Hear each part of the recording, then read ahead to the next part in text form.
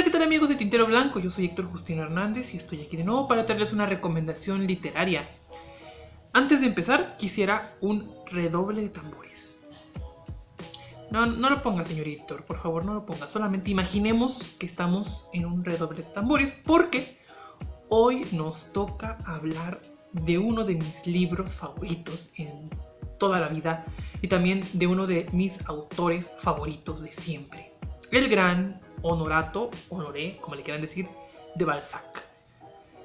¿Quién fue Honoré de Balzac? Vamos a empezar por ahí. Bueno, él no se llamaba Honoré de Balzac, de hecho su nombre es Honoré de Balsa, lo cual suena mucho peor que Balzac, y entonces él decidió cambiarse el nombre por Balzac para que suene más elegante. De hecho, era Honoré Balsa, después fue Honoré de Balsa y después Honoré de Balzac. Logró crear un nombre mejor con el paso de sus cambios de apellido.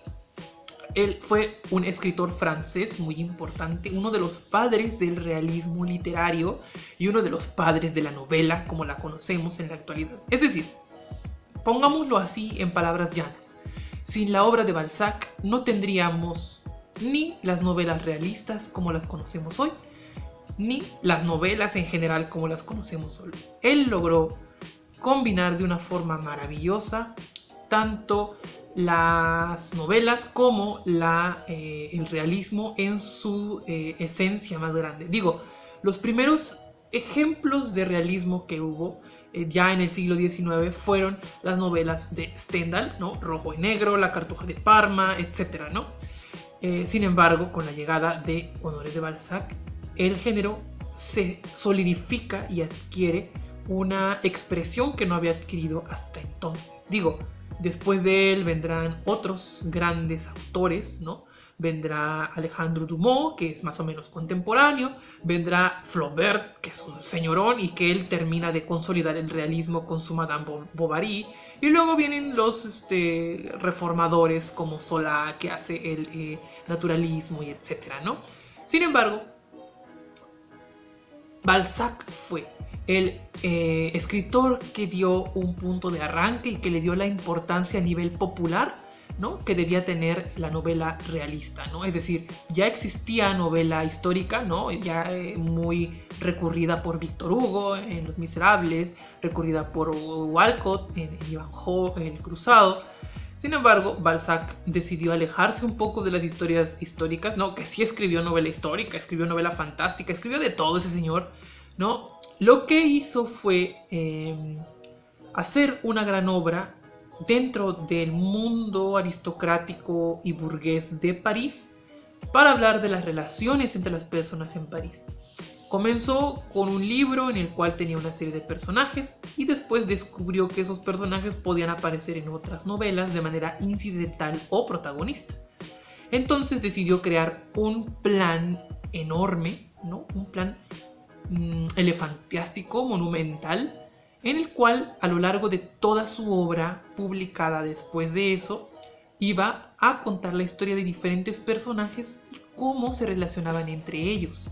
A esto lo llamó la comedia humana, haciendo referencia a la Divina Comedia de Dante. Entonces, si Dante tenía su Divina Comedia, él, nada narcisista, dijo: yo tendré mi comedia humana. Y entonces escribió más o menos unas 60 novelas, quizás más, ¿no? Quizás menos, el cálculo no es exacto, pero aproximadamente unas 60 novelas dentro del mundo de estos personajes, ¿no?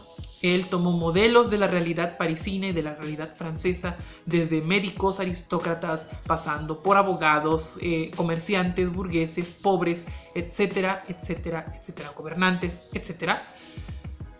Tomó como modelos los que había en su época y los volvió personajes y contó sus historias y contó las historias de cómo entre ellos se relacionaban. Es decir, antes del multiverso Marvel, antes de que viéramos spin-offs y viéramos precuelas, y antes de Tolkien y sus innumerables personajes en historias, antes de todo eso, Balzac en el siglo XIX, en su comedia humana, ya había hecho esto de una forma maravillosa.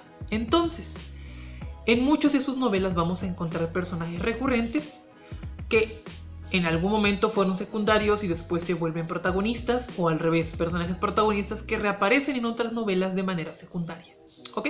Entonces, ya teniendo esto como precedente o como idea general, ¿no? Podemos entender la magnitud de lo que hizo Honorato de Balzac en su obra, ¿no? Tiene muchísimas novelas, como ya pudieron pensarlo, y muchas de ellas son muy buenas. Entonces siempre es difícil elegir una para hablar de ella y para leer su obra, ¿no? La que más se ha difundido o la que más se conoce en el mundo es Papá Goriot o Père Goriot o Padre Goriot o Tío Goriot, o sea, tiene muchas traducciones. Es una novela que fue publicada en 1835, hace ya casi 200 años, ¿no? Y es una novela que tiene a un personaje bastante particular, ¿no? Es la historia de un hombre anciano ya, viejo, que vive en una pensión pobre, ¿no? Y que fue en algún momento un rico burgués, pero que perdió todo su dinero para dárselo a sus hijas, para que ellas pudieran tener una dote para casarse con hombres importantes dentro de la sociedad parisina. Ama tanto a sus hijas que no le importa darles todo su dinero y darles todo, pero ellas son, pues por supuesto, vanidosas y no le importa su papá y siempre piden y piden más dinero para poder seguir teniendo una vida llena de excesos y lujos. Eso es muy común en la literatura y en la obra de Balzac. Si hay un autor que haya hablado hasta el cansancio acerca de los problemas de dinero y que haya hablado hasta el cansancio acerca de la necesidad del lujo de las personas en Francia del siglo XIX, fue Balzac.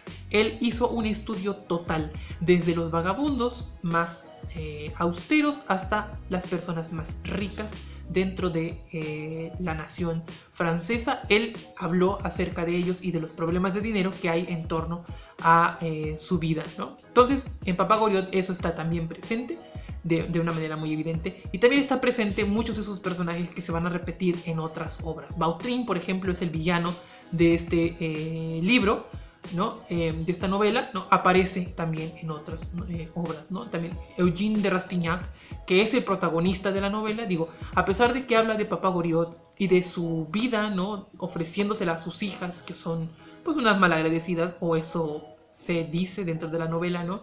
Quien realmente es el protagonista y quien realmente seguimos sus pasos dentro del mundo de París es Eugène de Rastignac, que es un joven muchacho que acaba de llegar a la ciudad y decide volverse importante dentro de la sociedad parisina para ser alguien dentro de ella. El problema es que no tiene dinero, ¿no? Es decir, vive en la misma pensión donde vive Papá Goriot, es decir, una pensión pobre, llena de gente pues humilde. Entonces él tiene que hacer hasta lo imposible para demostrar que en realidad sí pertenece a la alta sociedad parisina. No es spoiler si les digo que al final sí lo logra, pero lo interesante no es que lo logre, lo interesante es cómo logra hacerse de ese dinero para volverse alguien dentro de esta sociedad. El nido de víboras, el nido de lobos que es la sociedad parisina que retrata Honorato de Balzac es una maravilla. Entre ellos se tiran indirectas, se burlan a sus espaldas, se odian entre ellos, es decir, hay comentarios mordaces que se dan y que se lanzan como dardos a los otros personajes, ¿no? Y a veces pasan incluso desapercibidos por ellos mismos. Es de una sutilidad y al mismo tiempo de una malicia bastante interesante en la obra de Balzac, ¿no? En Papá Goriot nos cuentan la historia de Eugène de Rastignac, que intenta llegar a ser alguien en la sociedad, y de Papá Goriot como vive en la miseria y cada vez va entrando más y más en la miseria con tal de ayudar a sus hijas, ¿no? Vemos el arco de estos dos personajes, uno que va desde el pasado glorioso de dinero, ¿no? De ser un gran burgués, hasta llegar a una cuartilla, a un cuartito todo pues, malhadado, ¿no? Y al contrario, un chico que empieza desde abajo y que quiere llegar a ser alguien, como hace hasta lo imposible con tal de escalar y comete muchos actos para lograr llegar a ser alguien, ¿no? A hacer algo dentro de la sociedad parisina, ¿no?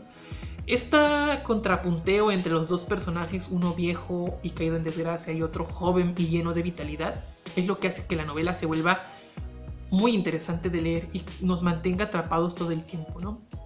Yo recuerdo todavía con mucha precisión cuando era joven, bueno, no es que sea viejo en este momento, pero ya no soy tan joven. Momento de silencio. Y leí por primera vez Papá Goriot. Para mí fue increíble la forma en que el narrador de Balzac entra de repente en la pensión donde viven los personajes principales de la novela y empieza por medio de este ojo avisor que él tenía a narrarnos su físico y la forma en que vivían y sus hábitos. Para mí en ese momento fue algo increíble, fue maravilloso, y sobre todo el lenguaje sutil y elegante con el cual nos va envolviendo y nos va describiendo los atavíos y el moblaje y la vida que llevan, es de una sutilidad y una elegancia preciosas y precisas, ¿no? Ya con el tiempo uno descubre, ¿no?, que esto forma parte del lenguaje del siglo XIX, ¿no? Sin embargo, el estilo particular de Balzac, el estilo ese en donde el dinero es muy importante, en donde los personajes no les importa dañar al otro con tal de lograr escalar en la sociedad parisina, ¿no? Es algo que solo tiene su impronta, sus novelas, ¿no? Y que en Papá Goriot se encuentra de una forma muy expresiva y muy fuerte, ¿no? Yo no quisiera como detenerme demasiado en la historia y tampoco quisiera arruinarles lo que ocurre en los otros libros, porque sí, he leído varios otros libros de Balzac, ¿no? Es decir, en Papá Goriot vemos la decadencia de Papá Goriot, digo, él no vuelve a aparecer en ningún otro libro, y vemos el ascenso de Eugène de Rastignac. Y Eugène de Rastignac aparece en otros libros, en Ilusiones Perdidas, por ejemplo, ¿no? Y es mencionado, ¿no?, en Esplendores y Miserias de las Cortesanas, etcétera, etcétera. Él vuelve a aparecer en otras obras, ¿no? Y su nombre es dicho por algunos otros personajes. Y también los nombres de otros personajes, como Vautrin, por ejemplo, también reaparecen en otras novelas, que es el malvado de Balzac, ¿no? Entonces, lo interesante es no solamente leer Papá Goriot como un documento, no solamente leerlo como una novela, sino como una iniciación a leer a Balzac, ¿no? Yo creo que este libro es una buena entrada para ir al mundo del siglo XIX, para conocer las novelas de esta época, pero también para entrar a la obra de Balzac, ¿no? Si tú te enamoras de Papá Goriot, creo que es una buena idea seguir con sus otros libros. Primero por la nostalgia de encontrarse personajes de Papá Goriot en otros libros. Y segundo por el estilo que continúa en Balzac, apareciendo en otros volúmenes, y cómo su idea general de la comedia humana empieza a cobrar sentido conforme vamos leyendo otros libros y nos damos cuenta que hay una intención más allá de solamente publicar volúmenes interconectados. Universo Marvel. No solamente es como mostrar personajes porque sí, hay una verdadera intención de poner el dedo en la llaga sobre la sociedad en la que él vive, ¿no? De hacer escándalo en las personas que lo rodean, ¿no?, para regodearse en ello. Y creo que eso es maravilloso y es algo que solamente un genio como Balzac podría haber hecho, y un genio como él se le podría haber ocurrido. Entonces, pues creo que Papá Goriot es una puerta de entrada, ¿no? Yo los recomendaría después de eso quizás aventurarse a leer otras obras de él. Yo recomiendo mucho, aparte de esta de Papá Goriot, Ilusiones Perdidas. Digo, El ir en el valle, Petrilla, El cura de Tours, etcétera, etcétera, etcétera, son buenas. Pero creo que Ilusiones Perdidas es una preciosura de novela. Si quieren que hable de ella, yo encantado. Es más, no siquiera. Voy a hablar de ella en un próximo video. Quizás ya no este año, porque ya tengo como programados los videos que voy a sacar el resto del año, pero el siguiente año, en el 2023, les prometo que voy a empezar hablando de Ilusiones Perdidas, porque es mi novela favorita de Balzac después de Papá Goriot, y me parece una de las novelas más maravillosas que se han escrito en el siglo XIX. Con eso, ahí lo dejo, ¿no? Yo creo que está infravalorada, deberían de valorarla más, pero bueno, no me quiero meter en eso por el momento. Vayan a leer Papá Goriot de Honorato de Balzac y lean todo lo que encuentren de Balzac, porque de verdad, si bien Papá Goriot es relativamente sencillo de conseguir, la verdad es que el resto de su obra no se ha editado con tanta profusión. Entonces vayan a librerías de viejo, allí pueden encontrar libros con sus obras, ¿no? Libros viejos, libros antiguos, ¿no? Y leanlos, que es de verdad un autor que no se van a arrepentir de leer, sobre todo porque no solamente tiene novelas del tipo que les estoy hablando, tiene también fantasía, tiene teatro, tiene también poesía, tiene también novelas de aventuras, novelas históricas, etc. O sea, es un autor que exploró absolutamente todos los géneros y que jamás se detuvo de escribir, incluso hasta el momento de su muerte. Entonces, pues, Yo les dejo con esta recomendación y nos vemos aquí la siguiente semana para una recomendación random. Hasta luego.